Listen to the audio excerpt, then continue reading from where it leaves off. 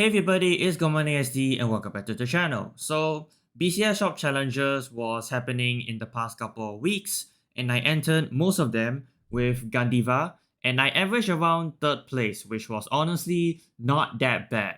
So, I'm going to be showing you my version of Gandeeva and yeah, without further ado, let's just get into the deck profile. So firstly, we have your Dragon Empire starter, Buckish. It's pretty standard for every deck to have a starter. I don't need to explain at all. So the next one is Argivet.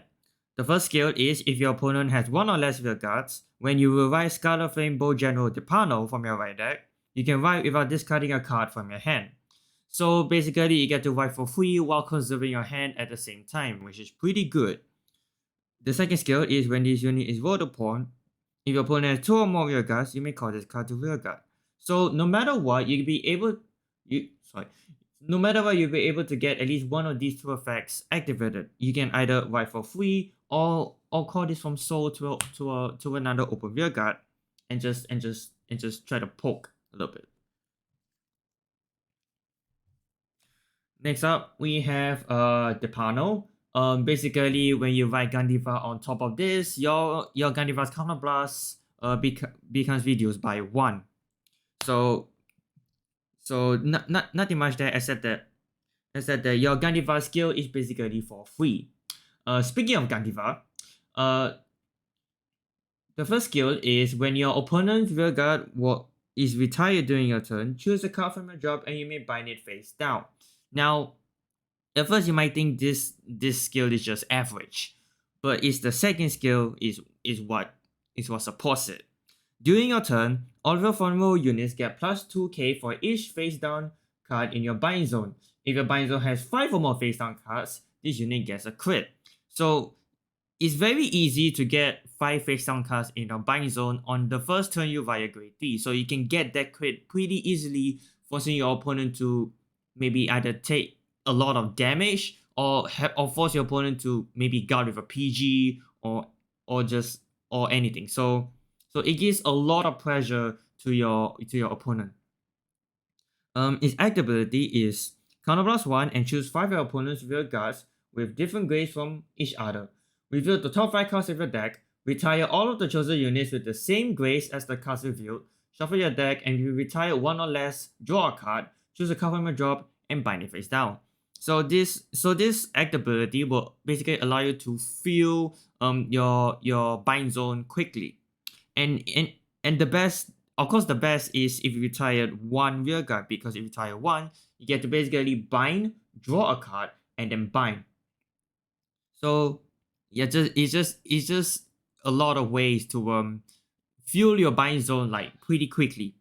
I will give you a disclaimer. It says choose 5 of your opponent's rear guards with different grades. So basically meaning you can choose like a grade 3, a grade 2, a grade 1, and a grade 0 as targets for you to activate your skill.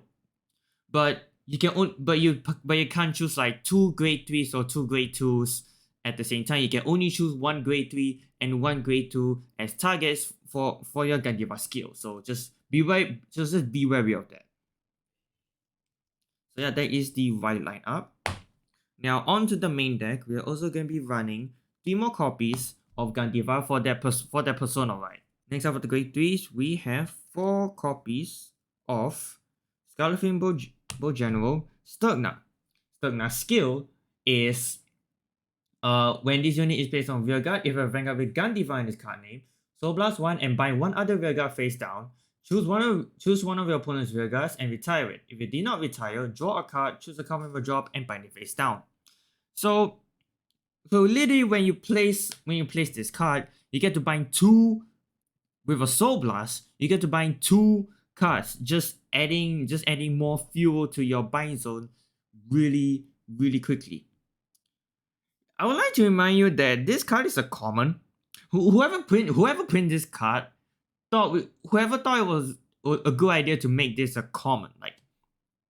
Like this card is just so good in Gandeeva because it just accelerates your bind zone like really quickly.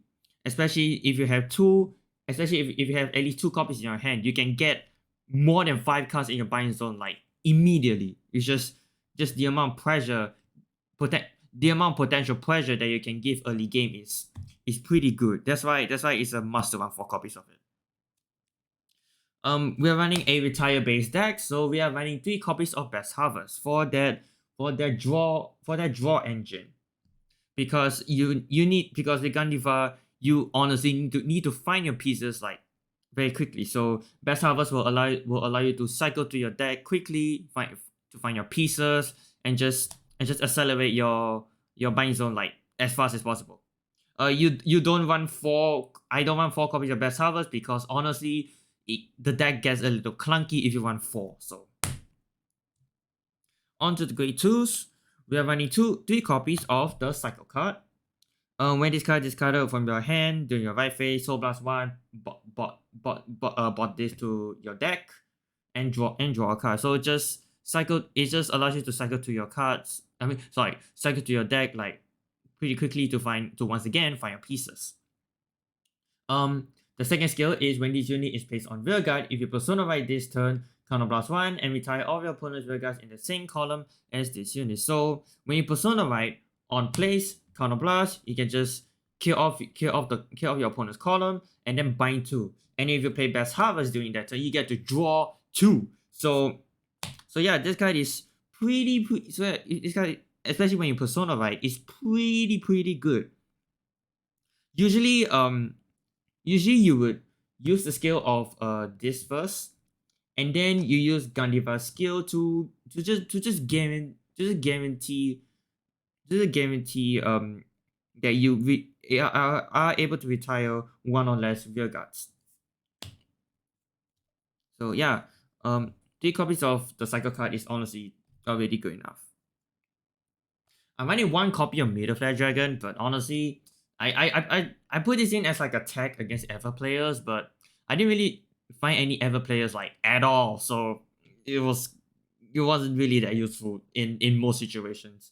It's basically like when you place this on a rearguard, all your opponent's continuous abilities get nullified, then counterblast 1 to kill one of your opponent's rearguards in the same column as this unit. I see more of the second skill more like a bonus than like you actually need to make sure you get the 10k, because it's honestly kind of hard to make it happen. So yeah, I'm only running 1 copy of this. I'm definitely going to be switching this out when BT12 comes out.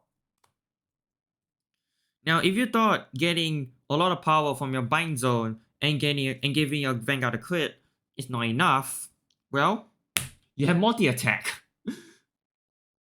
So the skill is when your Vanguard with Gandeeva and his card name attacks, a grade 3 or greater Vanguard, counterblast 1 and bind this unit face down. Look at top 5 cards who are to 1 grade 3 or less unit card and call it.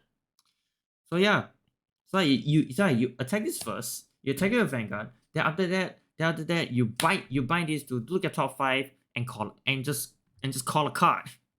Like you get to do at most 5 attacks, assuming you don't drive check your OT with just this card alone. Like, especially when your opponents have 5 damage and you're attacking 5 times in 1 turn, that's the amount of pressure you're giving out with this card is insane. So it's a very highly reason why you should be running 4 copies of it in this deck. If not, you're an idiot. I'm also running 4 copies of Rugen. It's basically the budget version of Stuck now, where instead of a Soul Blast and bind a rearguard, this is a counterblast. This is just only a counterblast. So unlike Stuck now, where you'll be able to bind 2 rearguards, be able to bind 2 cards. With Rugen, you'll only be able to bind 1 card.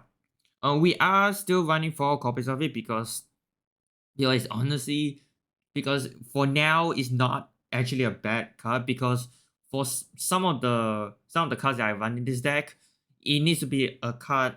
It needs to be like a card in the same column as itself. So it gets a little bit weird if your opponent's like rear guards are just in a very weird spot. Or at least with Rugen, you're able to retire a specific rear guard. Yeah, it's still not a bad card, nonetheless. And at least it still allows you to not only cycle to your deck, but also increase your bind zone even further. Next up, for the great ones, we have a lot. We are running Bosun, our counter charger. This deck runs a lot of counter blast units, so we need counter chargers. So this skill is basically when your Vanguard attacks, bind this unit face down and counter charge one.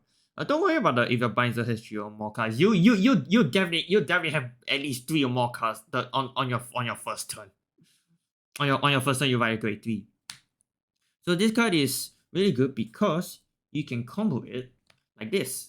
You can combo it with your counter with a counter charger. No, with your multi attacker. So basically, you attack with this first, attack with your Vanguard, and then using both of these skills to basically just call a card from your deck for free. So yeah, that combo is such a cool. It's just a really cool combo. We don't need to run 4 because if you can manage a counter blast pretty well, you don't really need the counter charge that much. Sorry, I can't speak. But running 3 counter charges is still pretty good. I'm running 1 copy of Banea, because I have the space for it. At the end of battle, this unit booster. If any player's Vanguard was retired this turn, bind this unit face down and draw a card. So it allows you to just cycle to your cycle to your deck a little bit, and also increase your bind zone. I'm only running 1 copy of it because all the other cards in this deck just outshines it so much. And also besides I have the space for it, so might as well. Now see for the great ones. We're running 4 PGs. 3 of the PGs where if you have 1 or less rear guard in your hand, you don't need to discard it. And obviously Elemental Ascendantude. I don't think I should be explaining why you need to run 4 PGs. It's sort of like a necessity thing in every deck. Moving along. Next up we are running hang on a sec. We are running an 8 crit and 3 fronts.